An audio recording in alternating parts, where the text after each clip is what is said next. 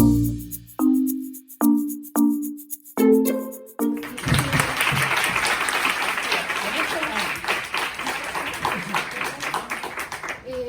agradezco muchísimo la presencia, para mí siempre es un honor ver tantísimo público, pero sobre todo me alegro muchísimo de ver tantísima gente joven, sobre todo mujeres jóvenes. Porque es importantísimo pelear ante lo que últimamente se está convirtiendo en una forma de presionarnos para seguir accediendo a prácticas que no son ni deseadas ni placenteras para todas nosotras. Por lo tanto, si antes lo peor que se le podía decir a una mujer era puta, ahora mismo, sobre todo a las mujeres jóvenes, bueno, yo estoy ahí con un pie, puedo jugar con ello, lo peor que se le puede decir es mojigata, puritana, moralista, etc, etc. Todo ello para seguir replicando la misma conducta sexual depredadora de los hombres, con varios añadidos. Yo pienso que me conocéis, pero me voy a presentar para la gente que ha sido arrastrada por una amiga o un amigo, en plan, no, estoy harta, tienes que escuchar a Amelia Tiganus, porque suele pasar también, ¿no? Siempre traen a una amiga medio engañada y en plan, no, siéntate y luego debatimos. Yo nací hace 35 años en Rumanía, aunque me considero vasca, porque he encontrado mi lugar en el mundo en Euskadi, no solo por lo hermoso que es, sino también porque, bueno, físicamente encajo perfectamente, una chicarona del norte. Ahora me ha crecido el flequillo, antes lo tenía así a lo vasco, pero sobre todo porque encontré un hogar, ¿no? Después de salir de la situación de explotación sexual en la que estuve atrapada durante 5 largos años, desde los 18 hasta los 23 años, realmente encontré mi ventana al mundo, desde la que pude reconstruir mi vida y desde la que pude coger el impulso para convertirme de víctima en superviviente y, yendo un paso más allá, en combatiente, porque es lo que me siento yo ahora mismo. Soy formadora, por lo tanto vengo no solo en calidad de superviviente, sino también en calidad de experta. Este rango de experta no me lo da el hecho de haber pasado por la prostitución, como de la misma manera una mujer que ha pasado por violencia de género no se convierte automáticamente en experta en violencia de género. O sea, hace falta mucho más que una vivencia personal. También he recibido varios premios en reconocimiento a mi labor a favor de los derechos de las mujeres, y el último ha sido este mismo lunes por la delegación del gobierno, del Ministerio de Igualdad. Y he trabajado no solo aquí en el Estado español, sino también en América Latina, en Argentina, que tenemos aquí una compañera, en Alemania, en Polonia, etc, etc. ¿Por qué digo todo esto? Porque es importante saber a quién estamos escuchando, y sobre todo es importante entender, y más cuando desde los sectores regulacionistas nos están diciendo que tienen que hablar ellas. Ellas son las mujeres en prostitución. ¿Por qué tanto interés en que hablen ellas? Porque os cuento una cosa, dicen que hablen ellas, pero a mí no me quieren escuchar. O sea, que hablen ellas mientras no molesten, mientras no cuestionen el status quo, ¿no? Pero sobre todo es cruel exigir esta cuestión, porque si cuando hemos legislado sobre la violencia de género, reconocida por ley como tal, ¿no? En el marco de la pareja, no hemos dicho que salgan las maltratadas, que den la cara, que den conferencias y luego ya veremos que vamos a legislar, como de la misma manera ahora estamos legislando sobre la violencia sexual y no decimos, no, que salgan las violadas, que den la cara, que cuenten esto y luego ya veremos, porque entendemos que nos afecta a todas las mujeres. Sin embargo, cuando hablamos de prostitución, desconectamos de esta lógica, ¿no? Nos parece que no nos afecta a todas las mujeres, que solo afecta a las que están en prostitución, y por lo tanto nos atrevemos a pedir que hablen ellas. ¿Quiénes son las que van a poder hablar? Si es que no van a poder hacerlo, porque sobre todo es muy complicado desnudarse en todos los sentidos, no solo ante un público, si bien las que hemos sufrido violencia sexual sabemos lo que cuesta contarlo, entre amigas mismo, porque cuesta, porque es el ataque a nuestra propia dignidad. ¿Cómo les vamos a exigir a las mujeres más vulneradas, que no vulnerables por sí solas, sino que son vulneradas, a las mujeres más empobrecidas que salgan, que den la cara, que cuenten todo eso, que se enfrenten a todo un sistema criminal para después volver al mismo lugar, ¿no? Entonces yo voy a hacer un repaso también, porque yo tenía una presentación, igual voy a repetir algunas cositas, pero nunca está de más, porque como el lobby proxeneta repite las mismas cosas. Repitamos las abolicionistas. Sí, no pasa nada, además se fijan más y mejor. Entonces la conferencia de hoy se llama Abre los ojos, la trata existe porque lo permitimos, porque hay un cierto interés en hacernos pensar justamente que hay una prostitución mala, que es la trata, y una prostitución buena, que es la elegida, la voluntaria. Vamos a ver qué pasa con todo esto y por qué los medios de comunicación, sobre todo, refuerzan este discurso y al final convierten este discurso proxeneta en un tema común en la sociedad. La sociedad tiene un discurso proxeneta, no es que sea proxeneta, sino que tiene un discurso proxeneta porque reproducen el discurso que les llega, por lo tanto es importantísimo tener estos espacios de reflexión y conocimiento. Como yo me he convertido en alguien que ve más allá de una historia personal, porque puedo analizar la institución de la prostitución desde un marco global, os voy a recomendar varios libros, por si os interesa, para poder profundizar sobre el tema. Y el primero, creo que es muy importante ir a la raíz, y por lo tanto el primer libro que os recomiendo es La creación del patriarcado, de Gerda Lerner, que es una magnífica antropóloga que ha estudiado sobre todo sobre el patriarcado y la creación del mismo. Entonces, para entender cómo hemos llegado hasta aquí y en qué punto estamos ahora mismo, y volviendo hace 5.000 años atrás y con la aparición de la propiedad privada, las mujeres pasamos a ser propiedad de los hombres, primero de los padres, después de los maridos. Y a partir de ese momento empezó a tener valor la virginidad de las mujeres y la fidelidad de las mujeres, porque los hombres querían garantizarse que sus pertenencias, sus bienes, iban a quedar en herencia a sangre de su sangre.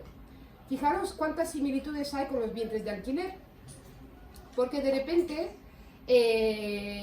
también hay como un deseo, que quieren convertirlo en derecho, de que las criaturas sean sangre de su sangre, como si sus genes tuvieran algo maravilloso que tendrían, o sea, que merece reproducirse en este mundo, ¿no?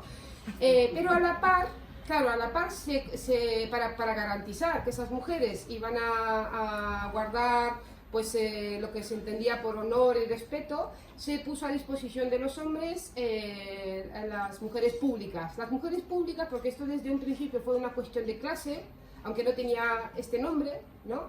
Eran las mujeres de familias más humildes, las pobres, aquellas que no podían hacer negocio con el matrimonio, pero no ellas, sino sus padres, ¿no? A la hora de casarlas. Y porque se entendía que los hombres tenían una necesidad imperiosa, biológica, de penetrar mujeres, sí o sí, de penetrar mujeres y de eyacular dentro o encima del cuerpo de una mujer, porque no tiene, o sea, si es una necesidad biológica, está la masturbación. Pero ahí veían que no sé qué pensamiento tenían, no sé si se imaginaban que si no penetraban a una mujer y no eyaculaban, de repente les iban a explotar los huevos y se iban a extinguir o qué, pero algo muy grave tenían que pensar, ¿no? Algo muy grave tenían que pensar para poner todo esto en marcha. O sea, y así es como nos convirtieron en mujeres privadas o públicas. Y esta jugada maestra le sirvió de mucho y le sigue sirviendo al patriarcado, porque nos han dividido entre las unas y las otras, y esta desconexión perdura hoy en día cuando no somos capaces de ver que lo que legislemos sobre la prostitución nos va a afectar a todas nosotras, no solo a la sociedad, sino a todas nosotras. Entonces, el matrimonio y la prostitución son dos instituciones fundamentales, porque a partir de ese momento tuvieron el control sobre nuestra capacidad sexual y reproductiva. Y, otra vez, volviendo al día de hoy, hoy en día a eso se le llaman maternidad subrogada y trabajo sexual.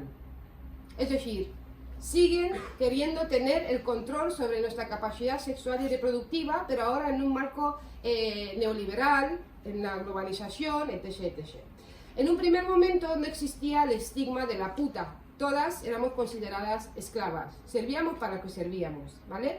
Lo que pasa es que la mayoría de las mujeres en el seno del matrimonio sufrían y siguen sufriendo, por desgracia, atrocidades, y como no había otra manera de sobrevivir, pues escapaban en masa y se metían en la prostitución.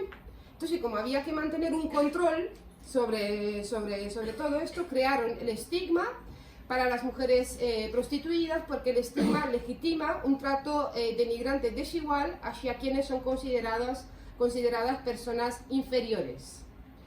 Desde un principio el estigma de la puta va ligado al estigma de la pobreza, porque el estigma de la puta no solo está como tal, sino también la pobreza influye mucho. Una puta feliz, que gana mucho dinero y que es muy empoderada, que ahora os voy a poner ejemplos porque yendo a lo práctico no se entiende mejor, no sufre un estigma tan brutal que sufre una mujer subsahariana, o una mujer latinoamericana, o una mujer rumana, en una rotonda, en un piso o en un prostíbulo. Es absolutamente diferente, y eso tiene que ver con el estigma de la pobreza que se suma a todo esto, ¿no? Y a la par creó el reconocimiento social para las no putas. Por lo tanto, a partir de ese momento da igual el infierno que pasarían las mujeres en el matrimonio, no se atreverían a escaparse del matrimonio, porque el señalamiento social era brutal. Por lo tanto, tenemos que tener en cuenta que la sociedad misma forma parte de este sistema de denigración, de cosificación y últimamente de estigmatización de las mujeres. ¿Cuántas habéis estado ayer en la mesa de Rosa Cobo y de Luisa Posada? Vale, yo voy a retomar algunas cositas porque ellas son unas de mis grandes maestras también. Por lo tanto, creo que es fundamental leer el libro de Rosa Cobo, La prostitución en el corazón del capitalismo, para entender qué es lo que pasa ahora y en qué ha variado toda esta cuestión de la prostitución, ¿no? Si bien Rosa Cobo en su libro afirma que hasta los años 80 la prostitución era una cuestión artesanal, es decir, no tenía un impacto en la economía ya no mundial, sino del país mismo, a partir de los años 80 y con la creación de la industria del sexo, que incluye la pornografía, la prostitución, se convirtió, aparte de ser una institución que define el lugar en el mundo de unas y otras, se convirtió en un sistema prostitucional a través de la globalización, y ahora mismo es una de las terceras mayores industrias criminales que más dinero mueven a nivel mundial. Están con las drogas y las armas en segundo lugar, a veces después de las drogas, otras veces después de las armas, pero con el añadido de que las mujeres son mucho más baratas, porque para fabricar armas o drogas hay que invertir mucho, y las mujeres baratas están en los países del sur del mundo, las mujeres que están viviendo en países empobrecidos, en países colonizados, en países que son considerados las fábricas de putas, porque de ahí salimos la mayoría de mujeres que acabamos siendo explotadas sexualmente en países del mal llamado primer mundo. A partir de ese momento varía bastante el tema de la sexualidad, porque se nos engaña con la falsa revolución sexual, porque qué bien, tú eliges follar, pero folla conmigo y además aprende a ser mamadas, como a mí me gusta, aprende a cabalgar, aprende a seguir siendo para el otro, aprende a seguir satisfacer mis deseos, tú consciente, yo deseo, ¿vale? ¿Veis dónde está la cuestión? O sea, todavía a la hora de consentir estamos consintiendo los deseos del otro, y es hora de empezar a desear, porque el deseo en la sexualidad nos convierte en sujetos, ya es hora de dejar de ser objetos. Hablaremos de esto también.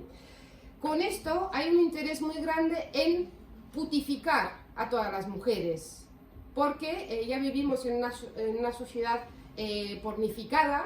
Realmente el porno está por todas partes, y estudios el último estudio de la Universidad de Islas Baleares afirma que con 8 años ya consumen prostitución, no, pornografía, y por lo tanto ahora mismo el relato ha cambiado. Si antes se consideraba que las prostitutas eran seres inferiores, y el relato era ese, ¿no? Que eran moralmente inferiores, que transmitían enfermedades, que etc. Ahora se nos están enseñando como mujeres referentes, poderosas, empoderadas, que nos están diciendo no seas tonta, no folles gratis, cobra, empodérate, maneja a los hombres, ¿no? Y cuando a mí me captaron con 17 años y medio, aprovechándose de mi situación de vulnerabilidad, que también lo contaré ahora mismo, me hablaban de mis armas de mujer. A lo largo de la historia patriarcal, porque hubo historia antes del patriarcado, y esto es falso de que la prostitución es el trabajo más antiguo, no es cierto. Antes habíamos sido matemáticas, médicas, abogadas, habíamos sido muchísimas cosas antes que nos arrebataran cualquier oportunidad de desarrollarnos en toda nuestra plenitud. Entonces, a lo largo de la historia, las mujeres siempre hemos sido señaladas como malas, perversas, las armas de mujer, esas que tenemos ahí, esa maldad, esa cosa que estamos engañando a los pobres hombres y nos salimos con la nuestra, no sé qué, etc. Pues ahora mismo hablar de armas de mujer suena machista porque es machista. Y en el neolenguaje, en el posmodernismo también, el lenguaje es fundamental porque transforma la realidad. Entonces, ahora mismo no se habla de armas de mujer, sino, chicas, de repente tenemos un capital erótico. Cuanto más joven, más delgada, más capital erótico. Viene a ser lo mismo, ¿vale? Pero con el añadido de que se nos está diciendo no seas idiota, aprovecha este capital erótico que tengas, saca dinero, empodérate, mujer, no seas idiota. Se ha comentado también el tema del sistema prostitucional y creo que es importantísimo porque cuando decimos estar en contra de la prostitución, la mayoría de la gente entiende que estamos en contra de las prostitutas y esto ocurre debido al relato que de manera intencionada tergiversa lo que realmente queremos proponer y siempre estamos en una actitud de defensa, porque siempre parece que tenemos que defendernos de ataques cuando tenemos muchísimas cosas que contar. Al hablar del sistema prostitucional, en primer lugar, estamos hablando de el Estado. El Estado pone el paraguas para que esto sea posible. El Estado se lucra con los 5 millones de euros al día que mueve la explotación sexual de niñas y mujeres en este país, que según la Guardia Civil son más de 100.000 mujeres. Y es el mayor consumidor de prostitución de Europa, el tercero en el mundo después de Tailandia y Puerto Rico. Fijaros, estamos en el top 3 y en qué cosas, ¿no? Ahora el lobby proxeneta mundial tiene el foco puesto en el Estado español por una razón y es que ya se está situando como un país de destino de turismo sexual, porque aquí el turismo es una parte muy importante de la economía. Y porque hay sol, playa, paella y mujeres baratas por todas las esquinas. Y también porque es la puerta de entrada a Europa de países del sur, tanto de África como de América Latina. Por lo tanto, es importantísimo que la puerta esté bien abierta de par en par para que, sobre todo desde la extrema derecha, sí, esa gente que dice que las personas inmigrantes son culpables de no sé qué, primero los de aquí, los de fuera que se vayan, sí, ellos que se vayan, pero ellas que se queden en los prostíbulos, en los pisos, en las carreteras y en los polígonos. Son ellos los que mueven todo esto.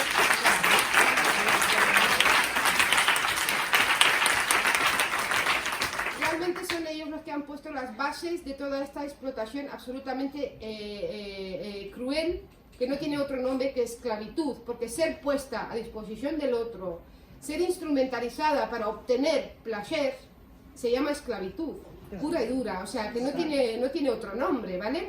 He puesto para los estados, porque antes os comentaba que hay países donde se fabrican putas y donde esos países han tomado la decisión de sacrificar generaciones enteras de niñas y mujeres, de no invertir absolutamente nada en sus derechos, en sus oportunidades, en el empoderamiento individual y colectivo de las niñas para que puedan vivir en igualdad y en libertad sus vidas y se dedican a fabricar la materia prima y a exportar la materia prima para que, por ejemplo, en el caso de España, la materia prima, que somos las mujeres y las niñas de toda esta industria, seamos importadas y explotadas sexualmente.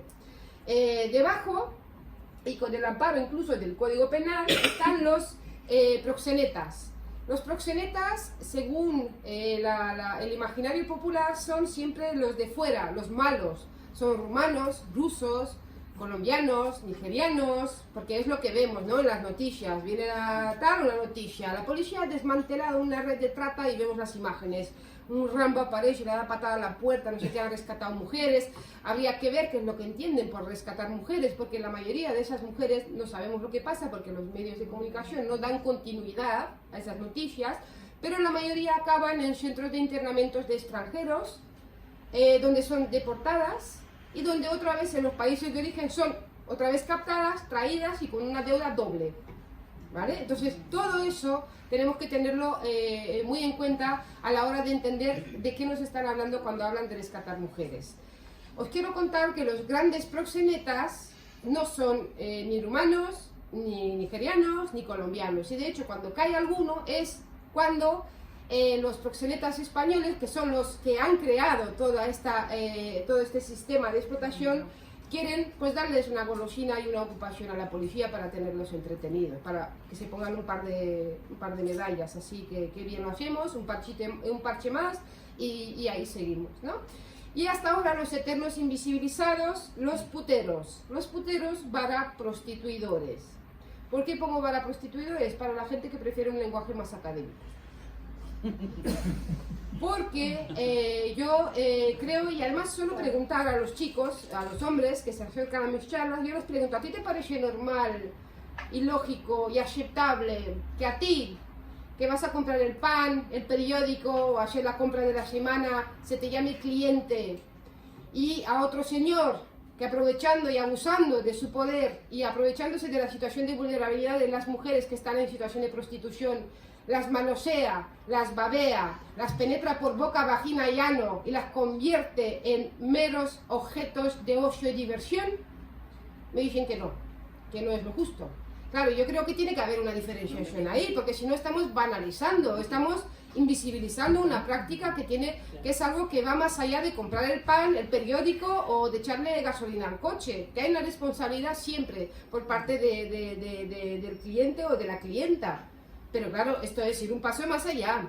Entonces, no hablo ni de clientes ni de usuarios, porque ser usuario de alguna manera también banaliza. Ser usuario es que tienes derecho a algo que el mismo Estado te lo va a garantizar, el acceso a ese derecho que tienes. Y el sexo no es ningún derecho.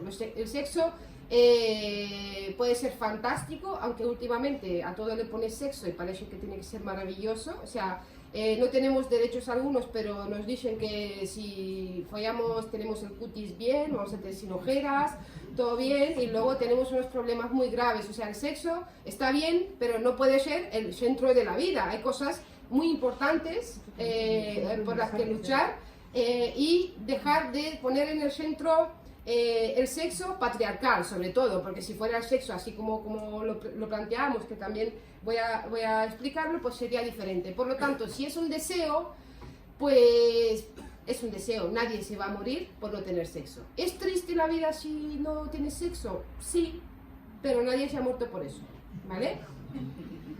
Que no cunda el pánico, por eso nadie se va a morir.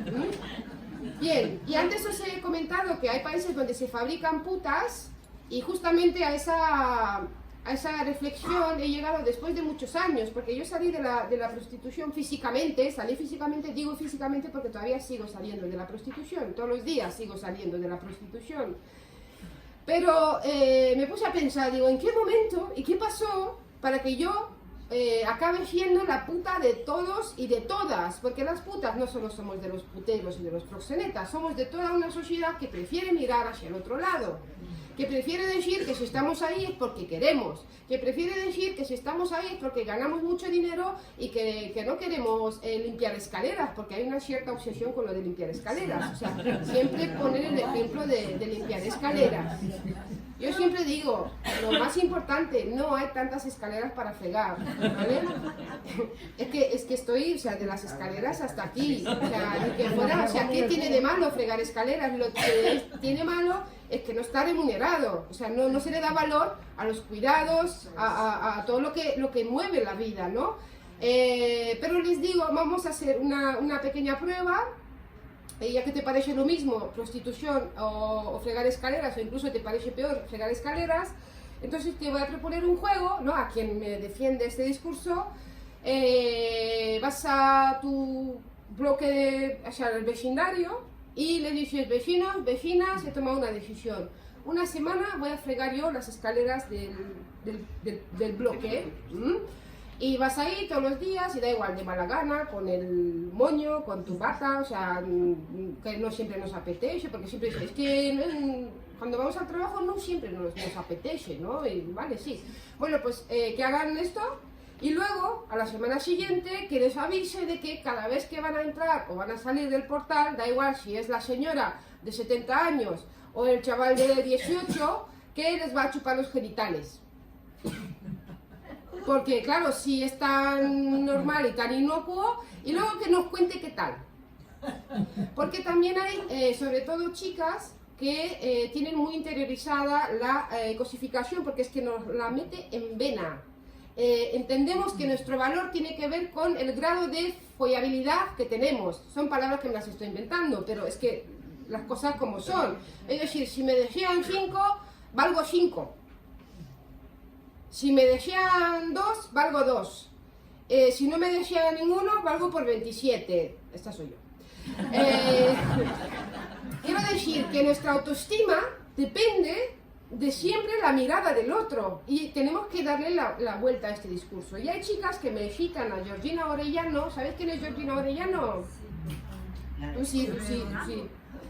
Bueno, ahora hablaremos, cuando hable del lobby proxeneta hablaré de ella.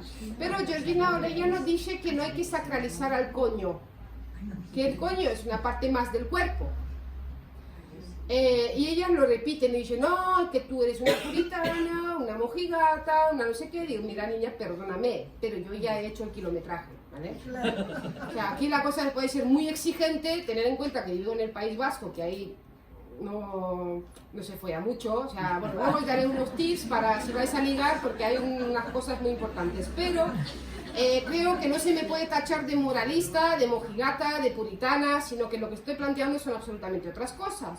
Entonces yo les digo a esas, porque son muy jóvenes sobre todo, les digo: muy bien, pues digamos que el coño es una parte más del cuerpo que no hay que sacralizar y tal y cual pascual. Y la próxima vez que vayas en metro y te agarren del coño, reacciona de la misma manera que cuando te tocan el hombro y te dicen: perdona, déjame pasar.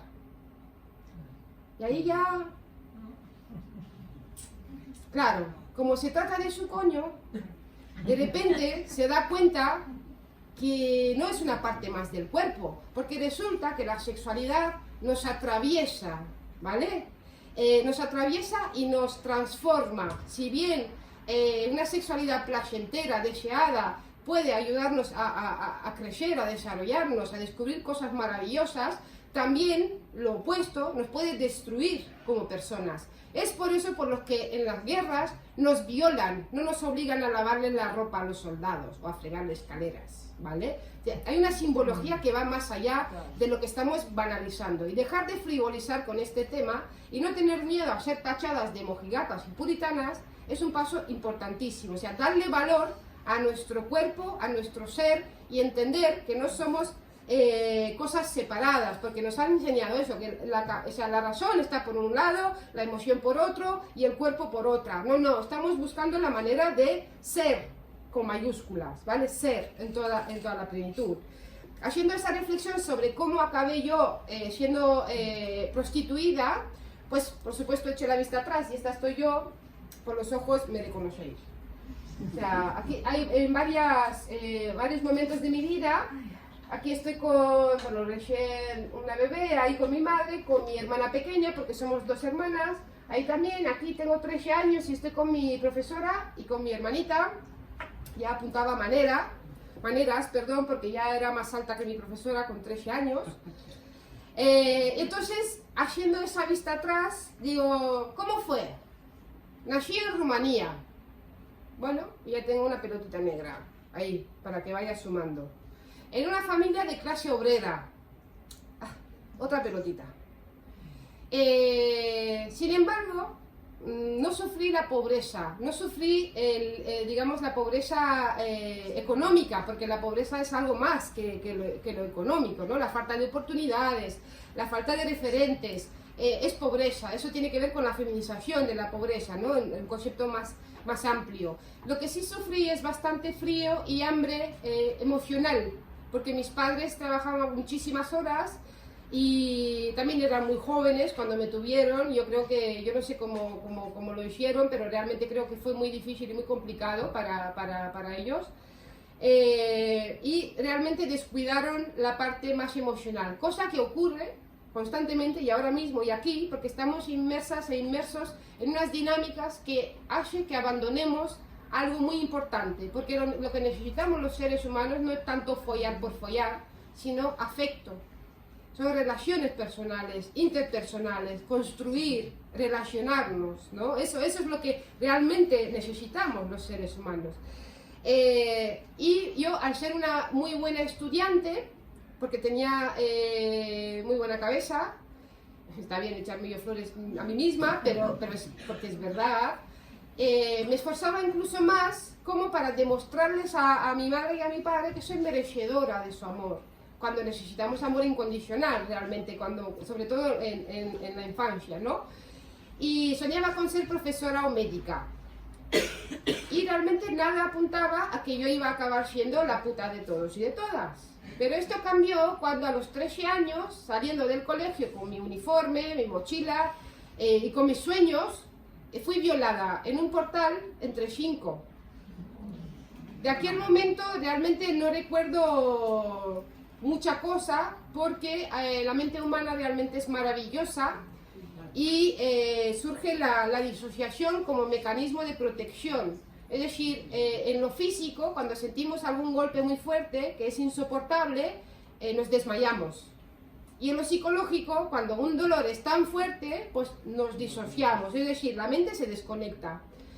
Y en esos momentos realmente lo que sentía era, aparte de muchísimo dolor, porque me sentía invadida en lo más profundo de mi ser, sentía mucha vergüenza, pero sobre todo mucho miedo a defraudar a mis padres, a ser una vergüenza para ellos.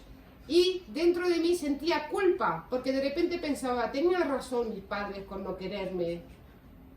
O sea, tenía razón porque fíjate, soy una nadie más. Entonces en esa situación, y claro, tenía 13 años, era una niña, pues fíjate, o sea, una niña con 13 años, ¿qué puede pensar de todo esto? Pues nada, que se pueda ajustar a la realidad que pueda enfrentar una persona adulta. Y yo pensaba que si no se lo cuento a nadie, nadie se va a enterar, a mí se me va a olvidar y todo volverá a ser como antes. Por supuesto que eso no es así.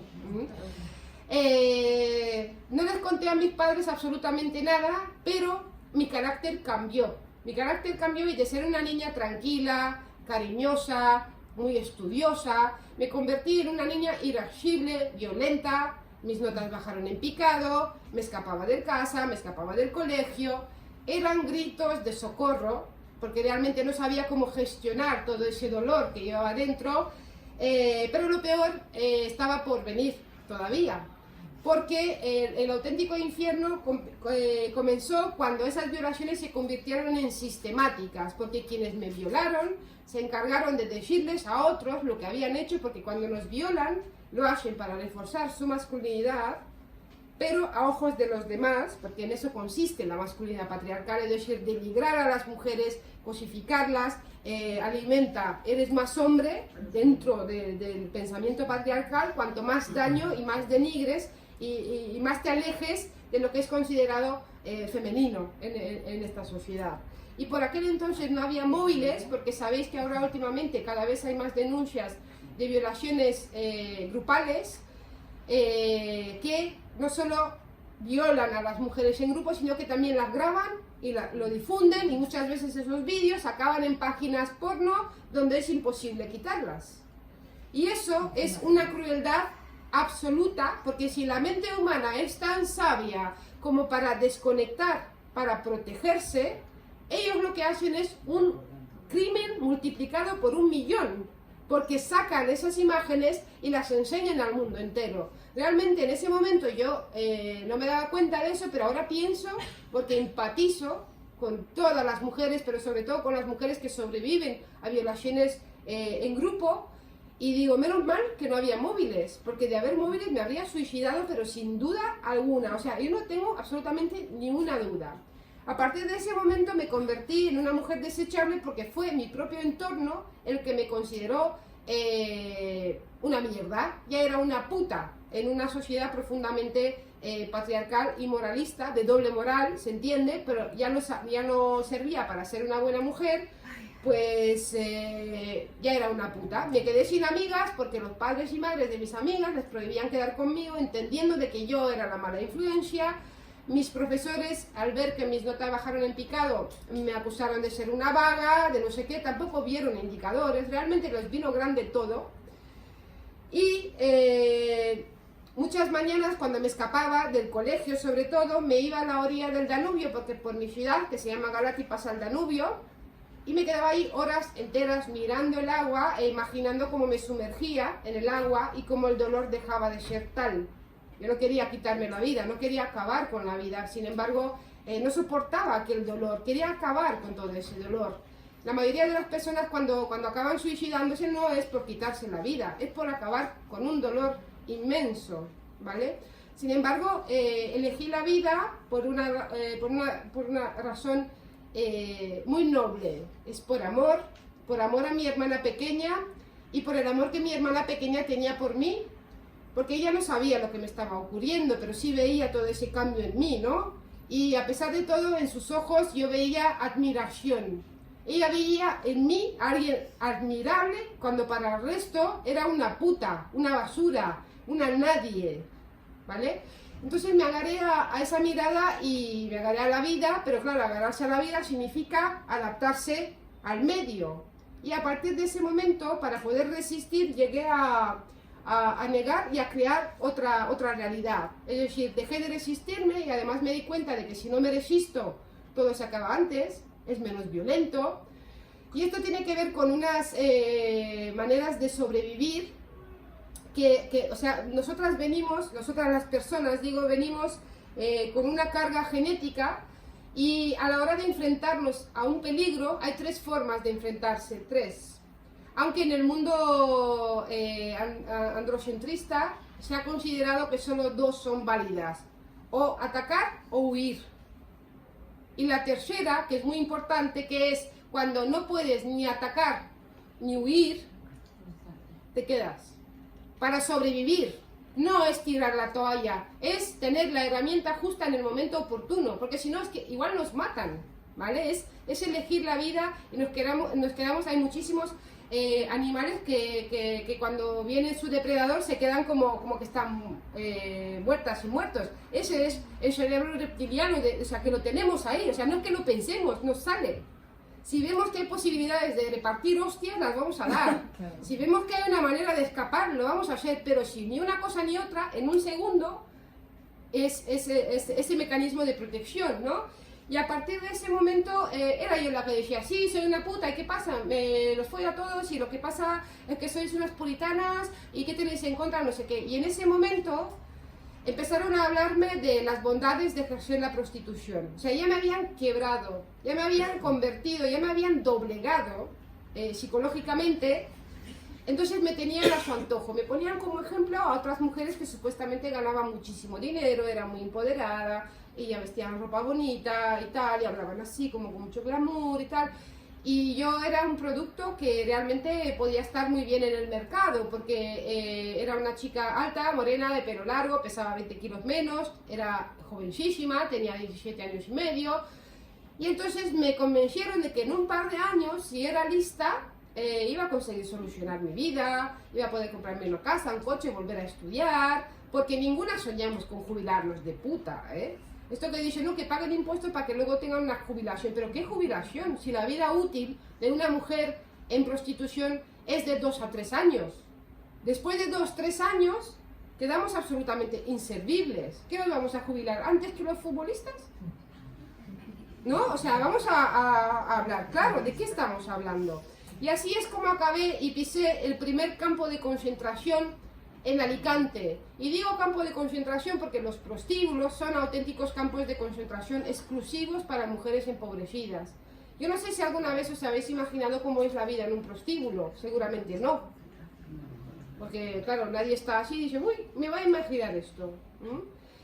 Pero quiero que os imaginéis cómo sería si estuvierais en un país donde no conocéis absolutamente a nadie, ni siquiera conocéis el idioma, tampoco tenéis a dónde volver, porque la mayoría no tenemos a dónde volver, porque las situaciones de las que venimos son dramáticas, y durante las 24 horas del día tenemos que ser para el otro, para cumplir con sus deseos. Tenemos que comer o dormir cuando nos dejan y haciendo fila, porque no podemos hacerlo toda la vez, porque si no la mercancía, o sea, se queda el lugar sin la mercancía. Tenemos que tener otro nombre, tenemos que vestir como ellos quieren, porque ni siquiera vestimos como queremos. Vestimos como los puteros quieren comprarnos. O sea, esa transformación, ese traje de puta, tiene que ver con sus deseos, no con nuestros deseos de estar en una rotonda en tanga. ¿Vale? Después también tenemos que dormir muchas veces hacinadas en los mismos espacios asfixiantes y sobre los mismos colchones, en donde durante horas la repetición de la penetración se convierte en un arma de tortura, porque es la repetición en sí. Hay muchísimos puteros que van al puticlub y dicen, no, es que yo no soy putero, yo solo voy a tomar una copa porque tenía una despedida de soltero, porque cada vez hay más, así, ¿no? La despedida de soltero, la última copa de fiesta, no sé qué, o acabar en el puticlub, o en el polígono, no sé qué. Entonces, ¿por qué van los hombres a pagar una copa que vale 3 veces más que en cualquier otro sitio a un puticlub? Porque en un puticlub pueden hacer lo que hoy en día en ningún otro bar pueden hacer, porque serían denunciados. Manosear, babear, piropear, entre muchas comillas, y torturar mujeres. Y se piensan que las mujeres que están ahí, se piensan porque quieren pensárselo, están de fiesta. Y ellos se divierten denigrando y sobre todo, yo suelo hacer una pregunta, ¿para qué vas a brindar a un campo de concentración donde se cosifica, donde se denigra, donde se mercantiliza a las mujeres? ¿Cómo te puedes divertir en un lugar así? ¿Y qué impacto tiene eso para las mujeres fuera de la prostitución? ¿Cómo podemos compartir? Porque si son 4 de cada 10, son la mitad casi de los hombres que nos rodean. Yo no sé cuántos puteros conocéis, pero se puede hacer un ejercicio práctico, y es decir, vais por la calle y contáis. 1, 2, 3, putero, putero. 1, 2, 3, putero, putero. Para ver la dimensión, o sea, realmente para ser conscientes de qué estamos, con quiénes estamos conviviendo y cómo eso nos afecta como sociedad, ¿vale? Porque la mirada de un hombre que es capaz de hacer eso sobre las demás mujeres no va a ser buena, ¿vale? O sea, es imposible alcanzar una igualdad real y una sociedad del buen trato mientras existan lugares físicos puestos a disposición de los hombres por el propio Estado, el mismo que dice que está ahí por la igualdad y no sé qué, pero luego resulta que nos discrimina a todas con estas cuestiones, porque si ahora mismo estamos llenando las calles gritando muy fuerte, no es no, porque es ahora cuando estamos aprendiendo a decir que no, ¿vale? O hermana, yo te creo, o ninguna agresión sin respuesta, la calle y la noche también son nuestras. Todos esos gritos se van apagando según se va acercando al espacio prostitucional, que pueden ser los prostíbulos, los pisos, los polígonos, las rotondas, etc, etc. Y los hombres, algunos, se están replanteando su masculinidad y se dan cuenta que su masculinidad patriarcal es una mierda. Y ponen remedio a ello, o sea, están en ello, se van interesando, van leyendo, van pensando. Y en el libro Contrapedagogías de la Crueldad, Rita Laura Segato tiene una cita muy bonita que ella dice, cada vez hay más hombres que son desertores de la masculinidad hegemónica. Ya no aceptan el pacto de fratría con los otros hombres. Y hay una cosa muy bonita que dice, que a mí me encanta, lo hacen por ellos mismos, no por nosotras. Y así tiene que ser. Es decir, se entiende muy bien, no hace falta que añada nada más. Por lo tanto, ante esta realidad donde se fomenta el consumo de prostitución, porque se están fabricando putas, pero a la vez se fabrican puteros. Porque hay una demanda, pero hay un generador de demanda, como lo llama el psicoterapeuta Peter Seal. La pornografía es el marketing de la prostitución, porque realmente ahí es donde se fabrica la identidad del putero, y la prostitución es el puente entre lo que se supone que es fantasía y lo que es realidad, que somos nosotras, fuera de la prostitución. Entonces, aprenden con la pornografía, se entrenan en la prostitución, y esa violencia recae sobre todas nosotras de una u otra forma. Consecuencias para la salud, muchas y variadas, porque la prostitución daña la salud de las mujeres. En ningún trabajo se sufren tantas consecuencias sobre la salud física y mental. O sea, no hay trabajo alguno que haya todas estas repercusiones. No me puedo quedar mucho, no me puedo extender porque me gustaría tener debate también. Y se puede separar entre trata y prostitución, porque desde el discurso del lobby proxeneta dice, no, la trata es una cosa, la prostitución voluntaria es otra cosa. ¿Qué es la trata? Yo si digo trata, ¿cuál es la primera palabra que os viene a la cabeza? Así, sin filtros, la primera. Mujer, prostitución. ¿Qué más? ¿Qué más? Secuestro, dinero. Esclavitud. Mercancía. Mafias. Bueno, más o menos es lo que sale siempre, todas estas palabras. En ningún caso sale la palabra consentimiento. Y ni yo misma me identifiqué con una víctima de trata, porque a mí a los 17 años y medio me vendieron a un proxeneta español por 300 euros, acumulé una deuda de 3.000 euros, y es así como acabé en ese prostíbulo, el primero en Alicante, porque cada 21 días nos movían de un puticlub en otro. Primero decían que para tener siempre chicas nuevas, porque chicas nuevas es un gran reclamo de la prostitución, pero sobre todo el gran interés era tenernos constantemente desarraigadas, para no poder tejer relaciones con otras mujeres, con las vecinas del pueblo, de la tienda, yo qué sé, ¿vale? Para que constantemente estemos en situación de vulnerabilidad absoluta. Entonces yo no me identificaba como una víctima de trata, porque para aquel entonces la trata ni siquiera estaba tipificada en el Código Penal, que se llegó a tipificar en el año 2010, y yo salí de la prostitución en el año 2007, ¿vale?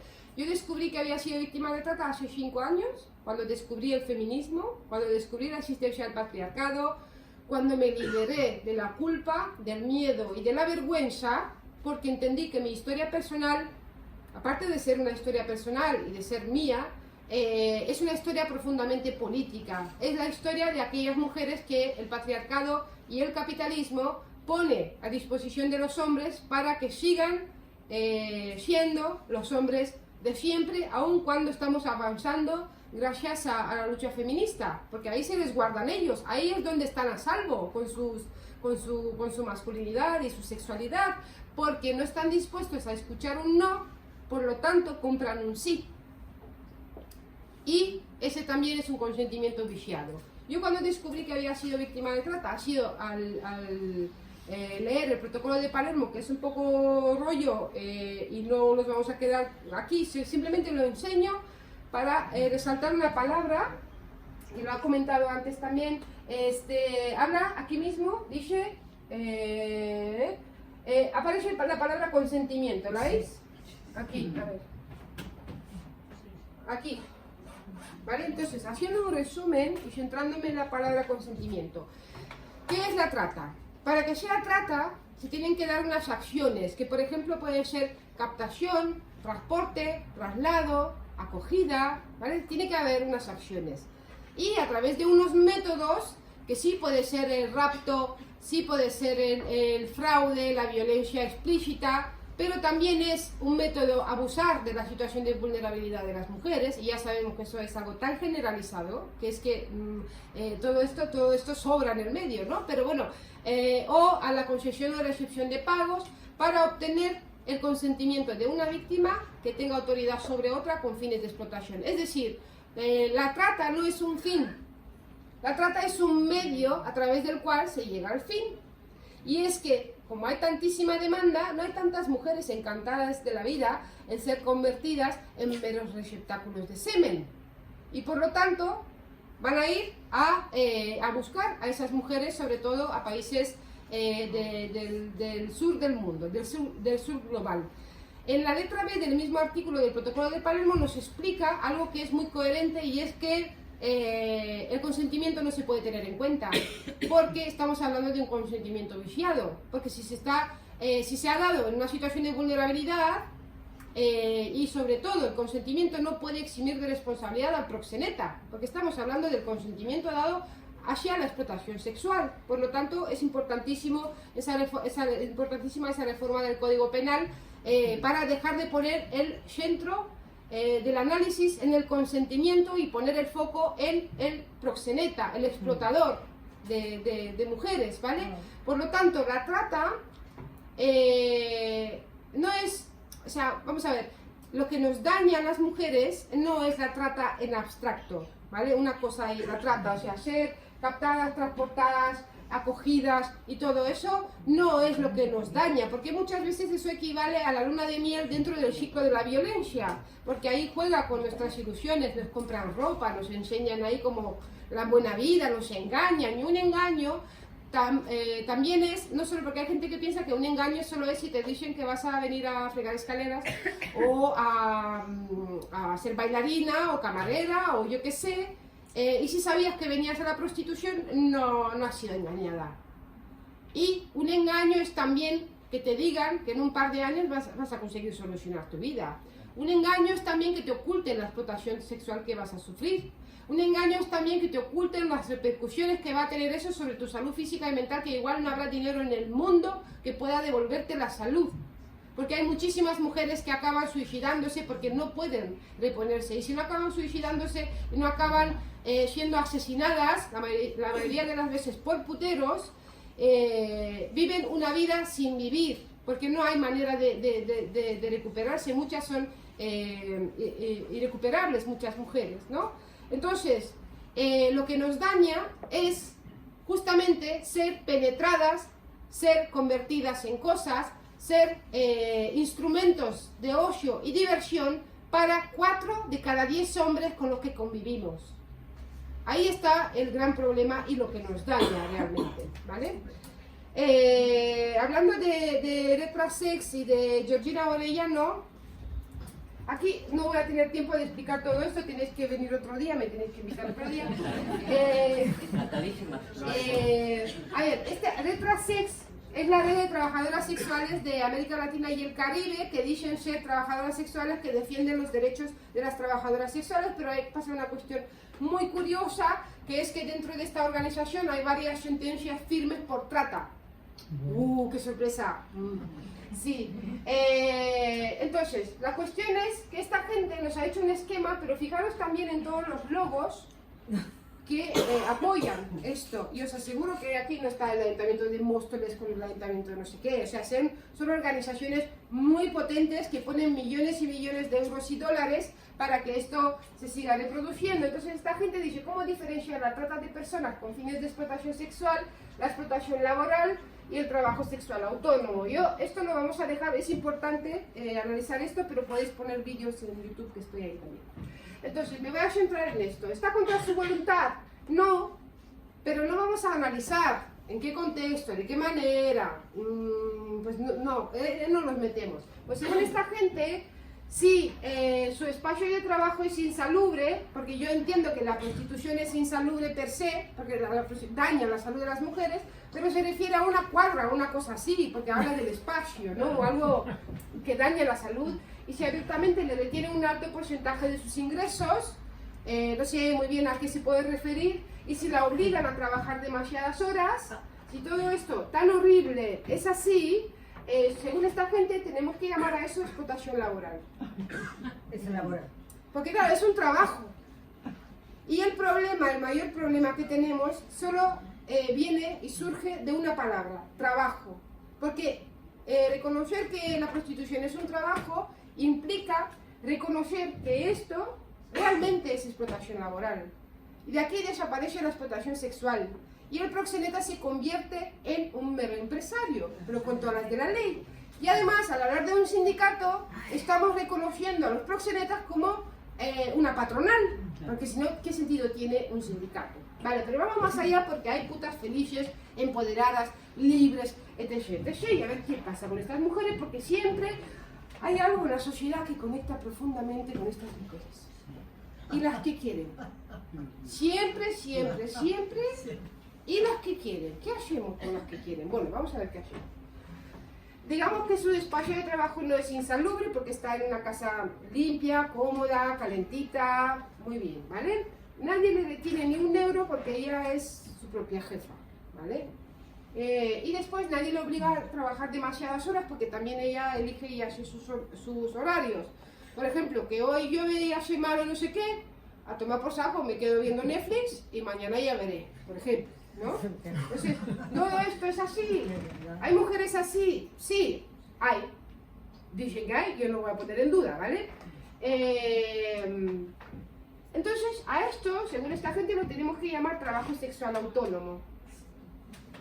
Y me dicen, ¿qué problema tienes tú con estas mujeres? Envidiosa, que eres una envidiosa, porque ellas se empoderan mogollón y tú eres una pringada y no te empoderas. Mi problema no es con estas mujeres. Y en realidad, mi problema no es con ninguna mujer en el mundo. Yo tengo problemas como feminista, mucho más graves y mucho más complejos, ¿vale? Mi problema es que a estas mujeres se las llame trabajadoras sexuales autónomas. Porque si reconocemos que eso es trabajo sexual autónomo, implica reconocer que esto es trabajo sexual por cuenta ajena. Es que ningún trabajo, o sea, si lo tomamos como trabajo, es autónomo y por cuenta ajena. Y de ahí se transforma todo este esquema y tenemos que aplicar todo el lenguaje que viene. O sea, todo esto lo tenemos que llamar explotación laboral, etc, etc. Pero, como sé que os gustan los cotilleos, os he traído cosas. En una charla de Concha Borel, ¿sabéis quién es? Concha Borel. ¿No? Bien. Concha Borel es la presidenta de Aprosex. ¿Aprosex os suena? Más o menos, sí. ¿Otras? ¿Otras sí os suena? ¿Sindicato? Pues es lo mismo. O sea, Aprosex y otras es lo mismo. Entonces, Concha Borel es la presidenta de todo esto y en Aprosex dan cursos de empoderamiento a las mujeres que tienen dudas, que no saben si hacerse putas o no. Entonces ellas le dan cursos de 4 horas para decidirse ya de una vez. Todo eso con dinero. Ellas cobran los cursos, pero luego estas asociaciones, Aprosex recibe fondos públicos del Ayuntamiento de Ada Colau en Barcelona. O sea, todo muy, muy progre. Cuando se hizo una investigación que sacó a la luz de que hay empresas millonarias tras las representantes del sindicato u otras, pues bajaron así como el pistón, pero esta mujer va dando charlas y sobre todo tiene un discurso muy peligroso. Hace un tiempo, ¿os acordáis que hubo un gran revuelo con las universidades, con las jornadas de trabajo sexual, entre comillas, etc, etc? Entonces yo fui una de las que hice campaña en contra de que se metiera el discurso del trabajo sexual en un ámbito donde es peligroso que llegue y tiene muchísimos intereses. Y dije en ese vídeo de denuncia que se viralizó bastante, que citando a las compañeras argentinas que tienen auténticos problemas con el lobby proxeneta, porque esto viene de ahí, no es que la señora Concha Borel se ha despertado una mañana y ha dicho, uy, voy a montar un sindicato. No, responde a una estrategia global de intereses. Entonces se me ha ido, lo de sí. Entonces dije, citando a las compañeras argentinas, tenemos un problema, vienen a por nuestras hijas. Y bueno, me tacharon de todo, de loca, exagerada, pero qué dices. Yo no me refería solo a que vienen a captar a universitarias, sino que en esos foros, porque sobre todo son facultades de Derecho, está la gente que va a tomar decisiones mañana. Entonces cuando digo vienen a por nuestras hijas, tiene una mirada muchísimo más amplia. ¿vale? No es tomarlo así como ahí con las gafas que no vemos más, no, no. O sea, hay que ser un poquito más profundo en esta vida, ¿vale? Entonces, en una charla le dijeron a la señora Concha Morel que no entendían muy bien por qué montó un sindicato, porque realmente ella podía darse de alta como autónoma en un epígrafe de masajista o yo qué sé, y cotizar y hacer nada, y sobre todo porque nadie iba a tocarle la puerta a ver con quién cojones está en la cama, cuánto dinero tenía antes y cuánto dinero tenía después, y que eso siempre va a ser así, incluso en un sistema abolicionista, o sea, porque es realmente ahí sí que no nos metemos en la cama de nadie, ¿vale? Porque es la intimidad, es la tal. Entonces esta mujer contestó lo siguiente. ¿Queréis escucharlo? Sí. ¿Cómo sois?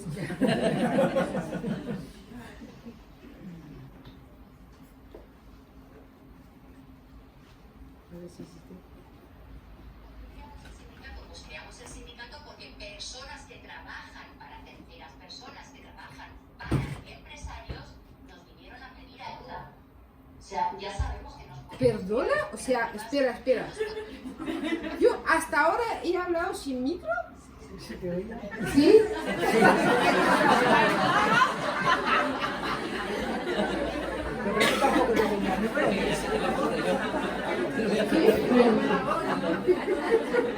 A ver. Bueno, a ver qué dice la señora esta, que dice representar a la todas las putas. No, este no es. Este es el segundo, luego. ¿Por qué creamos el sindicato? Pues creamos el sindicato porque personas que trabajan para terceras, personas que trabajan para empresarios, nos vinieron a pedir ayuda. O sea, ya sabemos que nos podemos crear cooperativas, nos podemos crear en la seguridad social como autónomas, si esto ya lo venimos haciendo desde hace muchos años. El sindicato nace porque personas que ya están trabajando para patronos, para empresarios, nos pidieron ayuda, porque hay una explotación laboral muy importante, porque no hay nadie mirando a esta gente, porque no hay convenios, porque nadie le importa lo que pase con las trabajadoras del sexo. Yo posiblemente cuando he empezado la charla, esto no lo he dicho un grupo de trabajadoras y tal, pero trabajadoras que ya están trabajando para terceros. Esas son las mujeres que nos vinieron a decir, necesitamos un sindicato. Y fue cuando empezamos a movernos, a ir a los grandes sindicatos, a tocarles a la puerta. Y fue cuando nos volvieron la cara. Entonces, que nos podemos crear cooperativas, que podemos trabajar por nuestra cuenta, que podemos darnos de alta en la seguridad social, claro, nuestro dinero lo quieren. Claro, estamos en el PIB. El trabajo sexual forma parte del Producto Interior Bruto de este país, pero luego los derechos no nos los quieren ceder. O sea, no. O sea, aquí el caso es que las mujeres que están trabajando y que quieren seguir trabajando para terceras personas puedan tener esos contratos laborales. Las demás, claro que ya podemos organizarnos y de hecho venimos siendo organizadas desde hace muchos años, pero y las que están trabajando para patronos y quieren seguir trabajando para un empresario, ¿qué hacemos con esas mujeres? ¿Las olvidamos? No, hay que crear algo para ellas, hay que tender la mano y trabajar para que todas esas personas salgan adelante y tengan un contrato y mañana tengan una jubilación. Si sobreviven, sí. Hay que ver si sobreviven, sí. Bueno, Y es a ver. de puta. ¿Veis? O sea, el lenguaje es que ni siquiera se esfuerzan en disimular. Es que ni un mínimo de disimulo. Pero el problema es que la gente desconoce o sea, el impacto que hay detrás de reconocer la prostitución o el trabajo, porque luego viene todo lo demás. No es simplemente porque se nos ha cruzado el cable y no queremos que sea trabajo. Vale, hay mujeres que se ganan la vida con eso, pero eso no lo convierte en un trabajo. Y sobre todo, no queremos que sea un trabajo porque, ¿qué pasa? Que cada día hay más paro.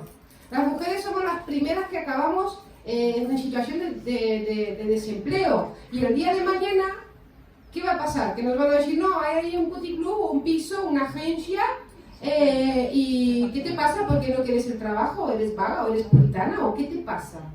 O sea, esto tiene que ver con nuestro futuro, y sobre todo el futuro de las más jóvenes, porque sois, digamos, el producto que necesita esta gran industria, porque dicen, ¿qué van a hacer? ¿Cómo se van a jubilar? Vamos a ver. ¿Quién te va a pagar a ti con 60 años y sin dientes? Porque claro, el deterioro de las mujeres en prostitución es absoluto. ¿vale? O sea, hay una cosa ahí que se nos escapa y seguimos frivolizando. Y aquí la gran pregunta: ¿quién conoce a un putero? Quien conozca a muchos que haga así. Claro, hay una diferencia. Si tenéis alguna duda, o sea, en plan, no lo tengo muy claro, es que sí. O sea, ante la duda, es que sí. Bien, ¿qué pasa con los puteros? ¿Qué les pasa a los puteros? O sea, porque cada vez son más jóvenes, además. Y ahí tenemos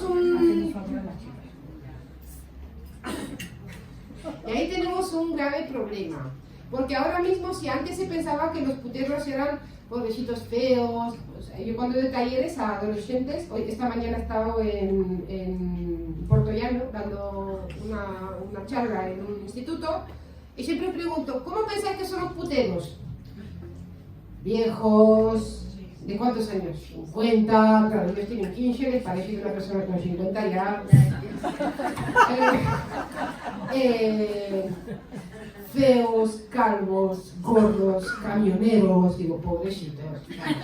Les estamos cargando sobre la espalda 5 millones de euros al día a hombres que no tienen por qué ser puteros, porque putero es cualquiera. Eso no tiene que ver ni con la clase social, ni con la ideología, ni con absolutamente nada. Cualquiera puede ser putero porque no hay un perfil de putero. Lo que sí tienen los puteros, aparte de mucha invisibilidad hasta ahora, porque ya no, o cada vez menos, y de muchísima impunidad, son los foros de puteros. ¿Habéis escuchado de los foros de puteros? ¿Habéis entrado alguna vez? ¿No?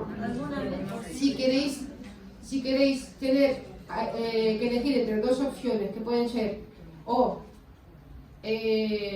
tirarse desde una ventana o empezar a matar, os metéis en los foros de puteros. Ya veréis que cruce, o sea, qué emoción. Bueno, ellos tienen foros de puteros donde puntúan a las mujeres, es una especie de TripAdvisor, es decir, donde puntúan, ¿no? Las tetas caídas, claro, sus cojones no están caídos, son las tetas. Caídas, un 5.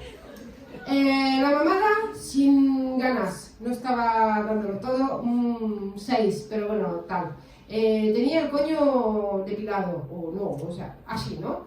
La recomiendo, o no, o tal. Entonces ahí se crea como una base de datos de toda la misoginia que hay en este mundo. Incluso hay foros donde se dan consejos para no ser pillados por sus parejas, porque la inmensa mayoría tienen un compromiso con una mujer fuera, ya bien sea que su esposa, su novia, su ligue, tienen un compromiso con una mujer, ¿vale? Por lo tanto, nos dañan a unas y a otras. Nos utilizan como el dejarle de la punta de la polla, ¿vale? Tal cual.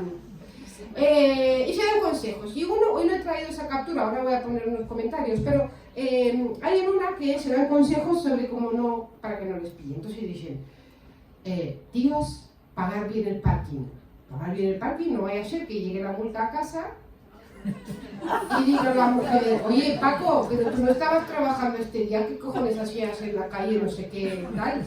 Paga bien, aunque sea, o sea, métele ahí 15 euros, da igual, pero sin estrés, o sea, tranquilo, que nunca sabes lo que va a pasar. Otro consejo era, disfruta mucho, eso siempre, ¿no? Pero bueno, y ten mucho cuidado. ¿Sabéis esos botecitos que llevas en una maleta de viaje de mano líquido? O sea, de 100 mililitros.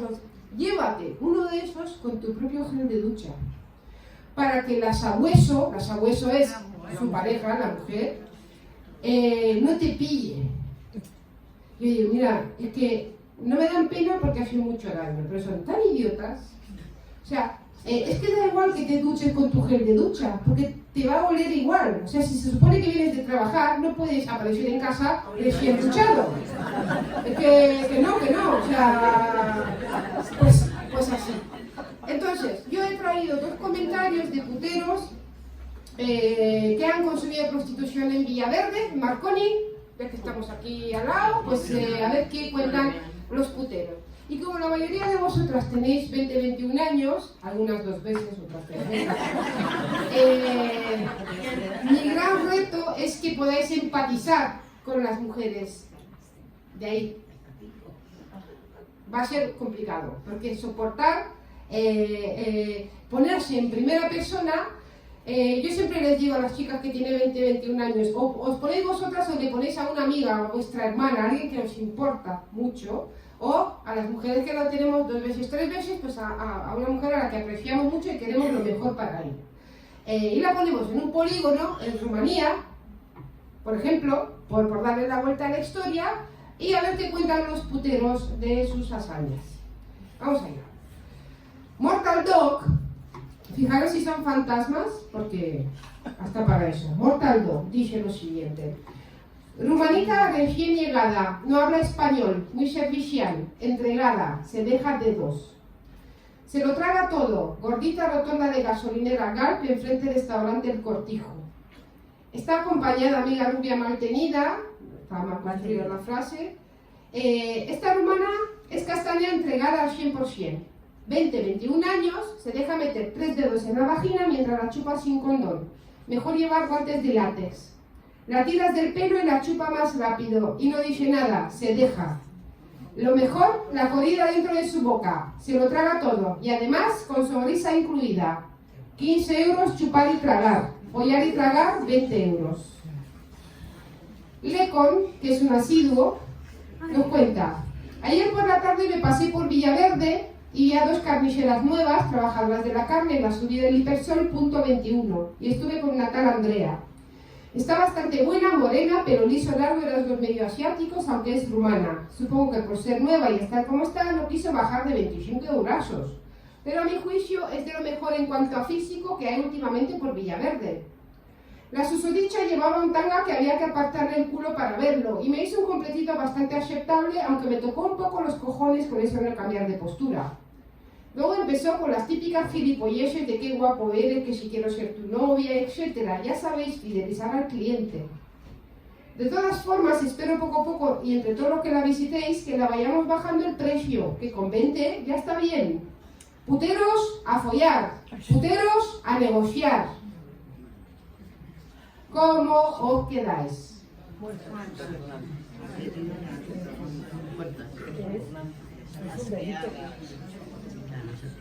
La mayoría de la gente me dice que siente asco. Y el asco es una reacción natural ante algo que nos violenta, que nos degrada. ¿Vale? Y por lo tanto es tan importante el deseo en la sexualidad. Porque imaginaros lo que es ser penetrada, manoseada, babeada por un hombre al que no deseas. Simplemente es eso, no sientes deseo, no sientes atracción por ese hombre, pero mientras te está pasando todo eso, mientras estás siendo penetrada, te sudan encima, gota a gota. Eso es una práctica de tortura absoluta. Y eso es lo que convierte algo absolutamente asqueroso en algo placentero, porque si hay deseo sexual, eso se convierte en algo, en química. Es algo que nos llama, nos excita, porque si estamos sudando y follando con gusto y con deseo, no sentimos asco. Cosas que sin deseo nos pueden resultar absolutamente asquerosas, con deseo pueden resultar muy placenteras. Es la única diferencia que hay, el deseo. Por lo tanto, ya tenemos que dejar de hablar de fregar escaleras, de la mina, de no sé qué, porque ahí hay algo muy importante que es la sexualidad humana, el deseo y la construcción del ser como persona. Este es un artículo que os recomiendo mucho. El modelo alemán está creando un infierno en la tierra, en el blog Somos la Mitad, porque ahí una doctora que es Ingeborg Kraus nos explica muy bien cuál es la situación dentro de los prostíbulos alemanes, y he traído una muestra de la carta de servicios, que por supuesto que en esos puticlubs no están las alemanas, ni las holandesas, ni las suizas, ¿vale? Son justamente las mujeres que provienen de países más empobrecidos. Y digamos que los puteros, entre la salchicha y la cerveza, dicen, mira, pues yo voy a elegir unos servicios, por ejemplo, yo qué sé, sexo oral sin preservativo y tragando el esperma, sexo en grupo con eyaculación en la cara de la prostituta, defecar sobre la prostituta y luego que me coma el culo. Unos servicios. ¿Qué pasa? Sois un poco puritanas. Cuidado. Bueno, pues aquí, como no me puedo extender más, quiero que veáis el racismo que hay en la prostitución, porque no es solo patriarcado y capitalismo, es puro racismo y colonialismo. Hay clases dentro de la prostitución. Por eso, una española así puede estar en una agencia de escort, ¿vale? De alto, no sé qué, esas palabras así como muy fashion, pero los daños que sufre son los mismos. Igual, solo que gana más dinero, pero también gasta más dinero, porque yo en la prostitución, en el puticlub podía comprarme el tanga en el mercadillo. Esa no, esa tiene que ir a una tienda de alta lencería para seguir manteniéndose en ese nivel. Entonces lo que ganas lo inviertes para seguir siendo puta, ¿bien? Entonces, mujeres a la carta, venezolanas, brasileñas, mexicanas, argentinas, paraguayas, chilenas. Y a las mujeres subsaharianas ni siquiera se dignan a anunciarlas, porque el sitio de las mujeres nigerianas es la calle, ¿vale? Son consideradas lo último de lo último. Y esto nos tiene que llamar mucho la atención y qué lugar les estamos dando a nuestras hermanas racializadas, a nuestras hermanas empobrecidas, en esta sociedad en la que se nos llena la boca de feminismo, sororidad, igualdad, derechos, etc, etc, etc, ¿vale? Y os voy a poner de nuevo a Concha Morel porque ella nos habla de los puteros. A ver qué cuenta Concha Morel sobre los puteros. Porque una señora le dijo que si mercantilizamos el cuerpo no estamos reforzando el patriarcado, no sé qué. Entonces ella contesta, contesta lo siguiente. Te puedo decir como trabajadora en activo y con 13 años de experiencia en el mundo puta, le puedo decir que no hay nada que a un hombre le joda más que tener que pagar por sexo. No hay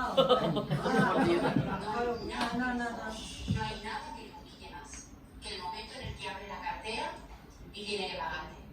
Y lo tiene que hacer al principio. Y con tus condiciones. Un día tenéis que probarlo, de verdad. No, en serio, o sea, es que ver la cara de humillación que pone un hombre cuando tiene que pagar por sexo es indescriptible el placer que te da. Ya da igual que te dé un orgasmo o no. Ya lo has tenido. Mentalmente ya estás satisfecha. En serio, tenéis que probarlo. Yo nunca me hubiera imaginado, O sea, yo entré en el mundo de la prostitución cuando tenía 39 años, no era ninguna niña. Estaba casada, tenía mi hijo, tenía mi trabajo, era catequista. Así que, el shock, ¿no? Venga, para mí fue un momento brutal. Es una de esas cosas que no se puede saber hasta que no pasas por ella. Tenéis que probarlo. A ver, esta mujer dice que es feminista. Bueno, lo cual hoy en día cualquiera dice que es feminista y ya está. Yo no reparto los carnets de feminista, aunque a veces pienso, ojalá, me encantaría repartir yo los carnets, pero no puede ser, ¿vale? El problema no es que ella se llame feminista a sí misma, sino que dentro del movimiento feminista se ha considerado como una referente feminista. Es un gran problema que tenemos de puerta para adentro. El discurso de esta mujer... una cosa. ¿Veis la cara de humillación de los puteros?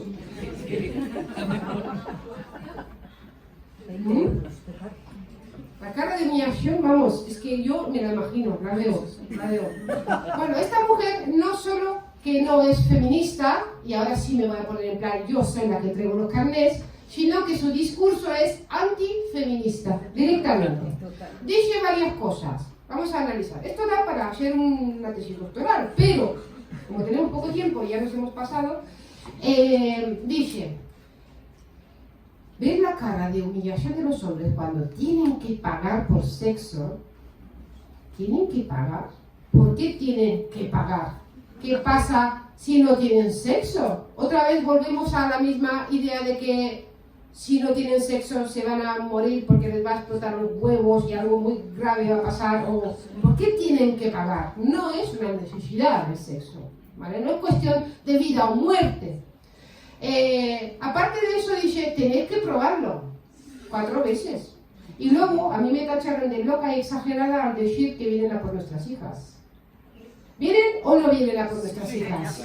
Porque claro, es que si no, hasta yo empiezo a dudar de mí misma, digo, o igual es verdad que soy puritana y moralista y no me doy cuenta. Pero luego dice, dice muchísimas cosas, pero también dice que era catequista, bueno, eso dice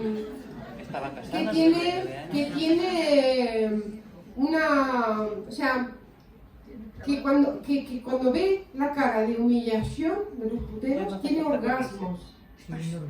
Claro, yo digo, ¿qué tiene que ver eso con el feminismo? ¿Qué tiene que ver con lo que proponemos desde el feminismo? Porque las feministas no queremos tener orgasmos con la cara de humillación de nadie, y de nadie es de nadie. Es decir, no queremos darle la vuelta a este modelo de sexualidad tan destructivo, tan degradante para el mundo. Joder, lo que queremos es que aprendan a comernos el coño. Lo que queremos es que puedan conectar con nosotras. Queremos vivir una sexualidad placentera, libre y en igualdad de condiciones. Tan complicado es. O sea, chicos, espabilar, por favor, que están Satisfyer arrasando. O sea,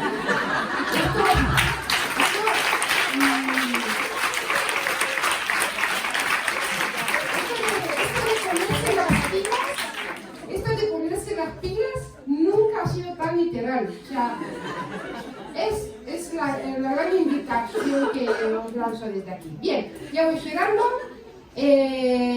Os recomiendo muchísimo mi artículo La revuelta de las putas. Si lo habéis leído, lo volvéis a leer. Si no lo habéis leído, lo leéis, ¿vale?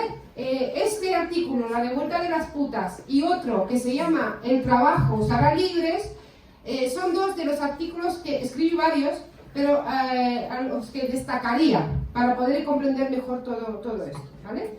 Y un día me preguntaron cómo es para mí un mundo sin prostitución, porque claramente, y como nos ha hecho este buenísimo repaso por la historia del feminismo y del abolicionismo, tenemos una herencia, por lo tanto tenemos una obligación moral y ética, no solo de cuidar todo esto, sino de dejar en herencia a las generaciones futuras un mundo mejor del que nos encontramos, porque es lo que hicieron nuestras antepasadas, ¿vale? Entonces me preguntaron cómo es un mundo sin prostitución para mí. Y yo contesté que un mundo sin prostitución es un mundo donde los cuidados, el ser, el deseo mutuo, el placer compartido, la ética, el amor, el reconocimiento, el buen trato y la igualdad de oportunidades ocupan el centro de la vida y la hacen girar de una manera mucho más humana y respetuosa.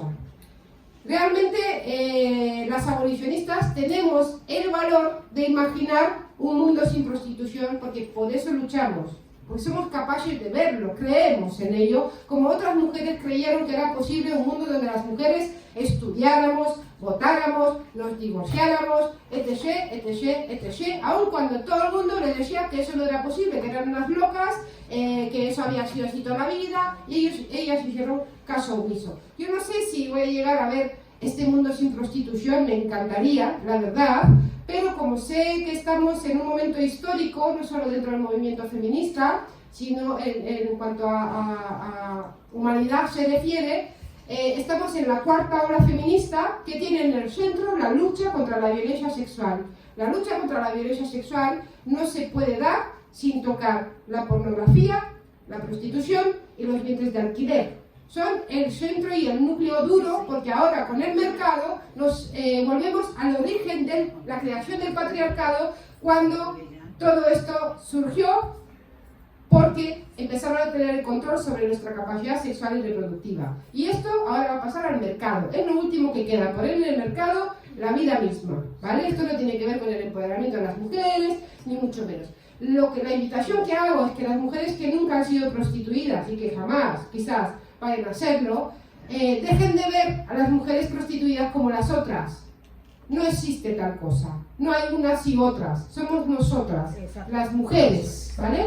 Entonces, siendo consciente de que estamos en la cuarta ola feminista, de que se está escribiendo la historia en una página importante en esta historia, para mí, y aunque no llegue a verlo, habrá sido todo un orgullo y un placer formar parte de un movimiento tan noble y tan justo como es el movimiento abolicionista. Y a mí no me queda más que invitaros a esta gran revolución y a luchar por la paz y por el bienestar de todo el mundo, porque esto tiene que ver con toda la sociedad y con todo el mundo. Y nada más, muchas gracias.